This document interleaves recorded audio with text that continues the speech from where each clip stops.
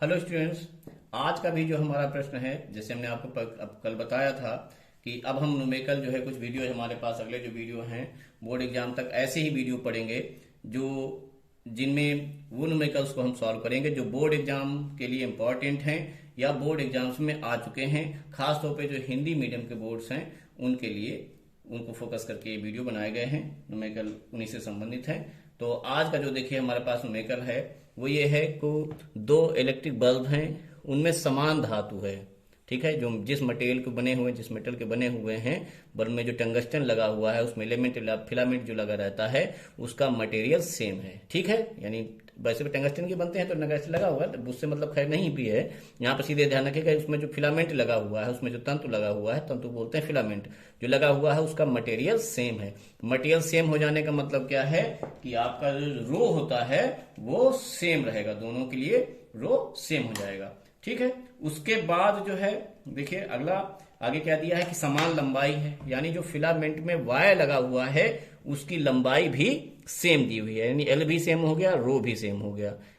ठीक, उसके बाद कह रहा है कि परंतु एक बल्ब का तंतु दूसरे की अपेक्षा अधिक मोटा है, यानी मोटाई अलग अलग है।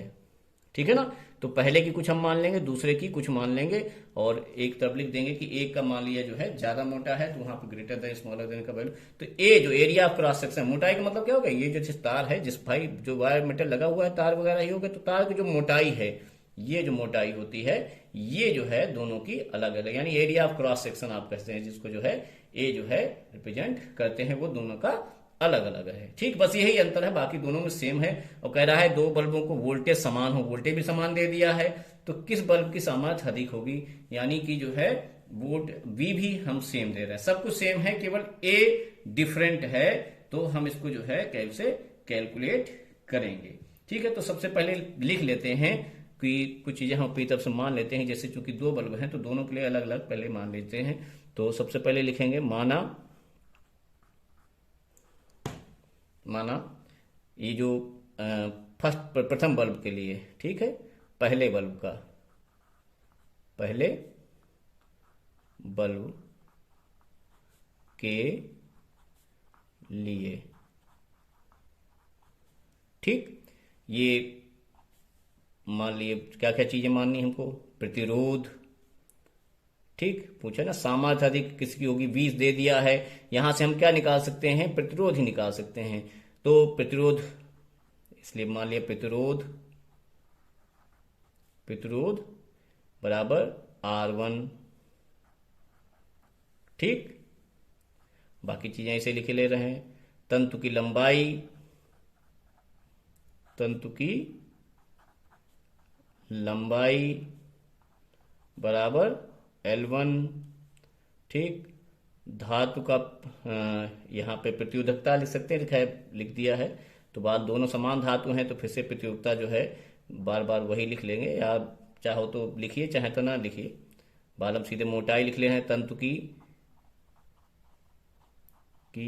मोटाई लिख सकते हैं, या एरिया ऑफ क्रॉस सेक्शन या अनुप्रस्थ काट का क्षेत्रफल, कुछ भी आप लिख सकते हैं। ठीक, A1। ठीक, इतनी चीजें दे दी हमने, ले ली हैं। दूसरे तार के लिए, दूसरे बल्ब के लिए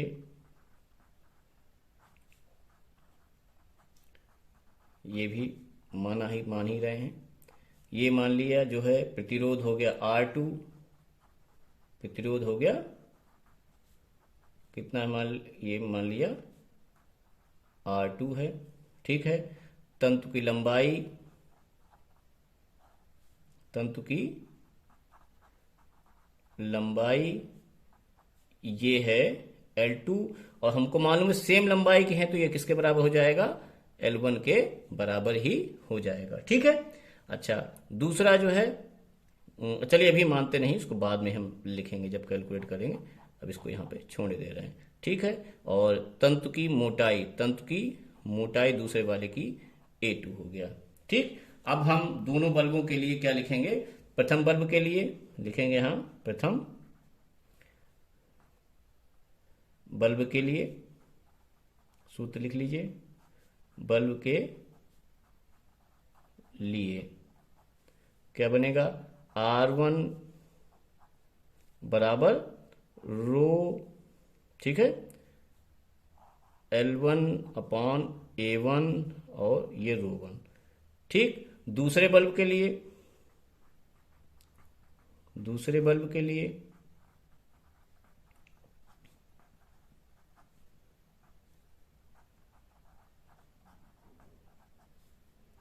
ये हो जाएगा R2 बराबर रो 2, मान लीजिए सब कुछ अलग अलग ही है अगर, L2 अपॉन A2।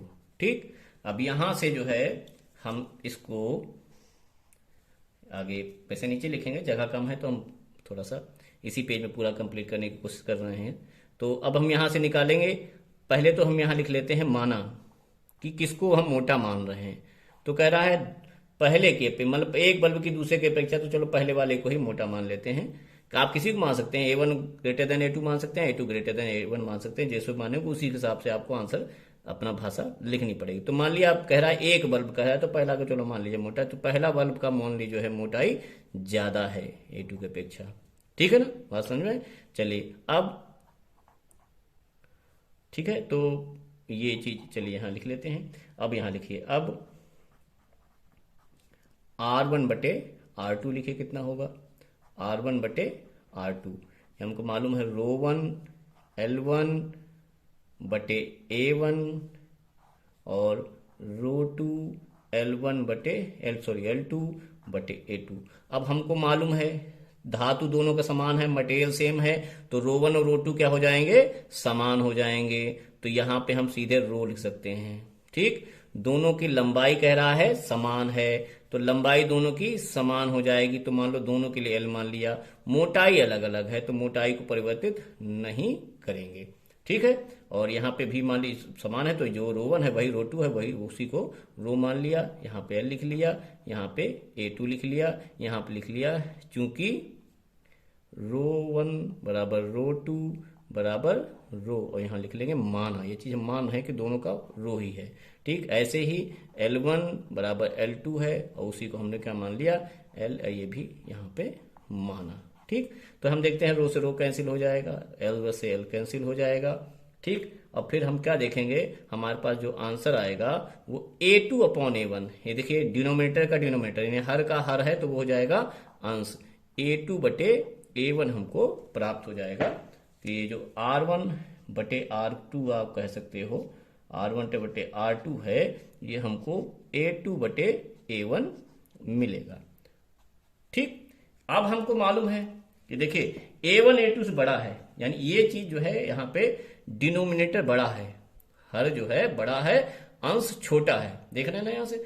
तो अगर हम देख किसी भी भिन्न, अभिभिन्न संख्या है, किसी भिन्न हम जानते हैं कि अगर जो है हर बड़ा होता है अंश छोटा होता है, तो भिन्न जो है एक से छोटी आएगी, यानी R2 का मान जो है, इसलिए कह सकते हैं कि R1 बटे R2 जो है क्या हो जाएगा, ये मान क्या है, इसका जो मान है वो एक से छोटा आ जाएगा। हर बड़ा है अंश छोटा है, हर अगर बड़ा होता है, आप कोई भी एग्जाम्पल दे सकते हैं, 2/3 है, 4/5 है और 3/8 है, इन सब में देखिए हर बड़ा है, तो ये सारी वैल्यू आप निकालोगे तो दशमलव में आएगी 0.3, यानी एक से छोटा आएगा।